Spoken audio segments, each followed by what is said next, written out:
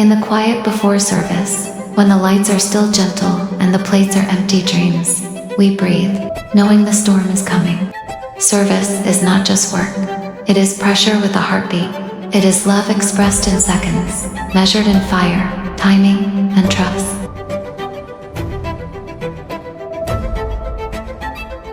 Stress lives here in the heat of the pass, in the silence before the ticket prints, in the eyes that say we're behind without words.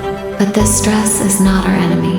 It is the proof that we care, because only those who love deeply feel the weight so intensely.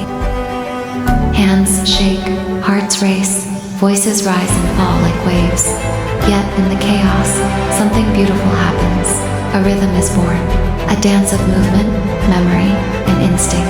Every plate carries more than food. It carries fatigue, sacrifice, missed dinners, burned fingers, and the quiet promise to do it better tomorrow. Service breaks us, and somehow it also builds us.